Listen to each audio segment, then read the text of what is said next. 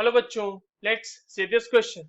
In 500 ml of water, 30 gram of glucose and 20 gram of common salt are dissolved. Calculate the concentration of glucose and common salt in terms of mass by mass percentage of the solution. जहाँ पे density given है H2O की 1 ग्राम पर ml. चलिए इस question को solve करते हैं बच्चों। और सबसे पहले तो ये देखते हैं कि इस क्वेश्चन को सॉल्व करने के लिए हमारे पास कौन से की कॉन्सेप्ट की जानकारी होनी चाहिए। देखिए ये जो सवाल हमारे पास दिया गया है बच्चों, वो basically mass by mass percentage का दिया गया है। ठीक है, तो हमें मास बाय मास परसेंटेज निकालना आना चाहिए कि हम कैसे इसको फाइंड आउट कर सकते हैं किसी भी गिवन सोल्यूशन के लिए। Now mass by mass percentage is equals to क्या होता है बच्चों, किसी भी कंपोनेंट के लिए अगर हम फाइंड आउट कर रहे हैं तो वो हो जाएगा मास ऑफ कंपोनेंट। ठीक है, मास ऑफ कंपोनेंट और डिवाइडेड बाय वो हो जाएगा आपके पास मास ऑफ सोल्यूशन, जो पूरा सोल्यूशन है, और इनटू 100। बेसिकली हमारे पास मास बाय मास परसेंटेज ये बताता है कि अगर आपके पास 100 ग्राम ऑफ सोल्यूशन दिया हुआ है तो उसमें जिस भी कंपोनेंट का आप इस तरह से मास बाय मास परसेंट निकालना चाह रहे हैं उस कंपोनेंट का 100 ग्राम में कितना ग्राम प्रेजेंट होगा, ये बताता है हमारा मास बाय मास परसेंटेज। ठीक है, नाउ अब हमारे पास दिया हुआ है 500 ml ऑफ वाटर, यानी वॉल्यूम ऑफ वाटर आपके पास दी हुई है बच्चों 500 ml, राइट। और हमारे पास डेंसिटी ऑफ वाटर भी दिया हुआ है 1 ग्राम पर ml।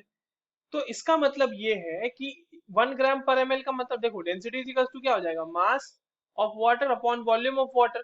तो अगर हम इसको 1 ग्राम पर ml और यहाँ पे वॉल्यूम की जगह पे हम मास की जगह पे लेट से हम W रख देते हैं और वॉल्यूम की जगह पे हम अपना 500 ml रख देते हैं, तो यहाँ पर से हम इजिली फाइंड आउट कर सकते हैं ना कि मास ऑफ वाटर भी हमारे पास दिया हुआ है 500 ग्राम ही दिया हुआ है, राइट, क्योंकि डेंसिटी हमारी ग्राम पर ml में है। नाउ हमारे पास मास ऑफ वाटर पता चल गया। मास ऑफ आपके पास ग्लूकोज कितना दिया हुआ है, वो दिया हुआ है 30 ग्राम।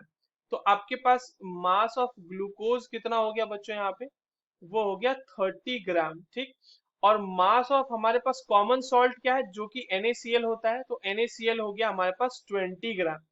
अब देखिए टोटल मास ऑफ सोल्यूशन कितना हो जाएगा, मास ऑफ सोल्यूशन कितना हो जाएगा हमारे पास, इन सबको ऐड कर देना है। तो वाटर का मास जो कि 500 ग्राम है, 30 ग्राम ग्लूकोज का और 20 ग्राम ऑफ NaCl का, ये सब ऐड होके कितना आ जाएगा 550 ग्राम आ जाएगा। अब हमें निकालना किसका परसेंटेज है, पहले निकालना है ग्लूकोज का। तो हमारे पास जो W by W, mass by mass percentage को W बाई डब्ल्यू लिखते हैं, तो W by W percent of glucose क्या हो जाएगा बच्चों, यहाँ पर से देखिए, तो ग्लूकोज के लिए आ जाएगा ग्लूकोज का मास जो आपके पास दिया हुआ है, जो कि हो जाएगा आपके पास 30 gram, divided by total mass of solution जो कि है 550 ग्राम इंटू 100।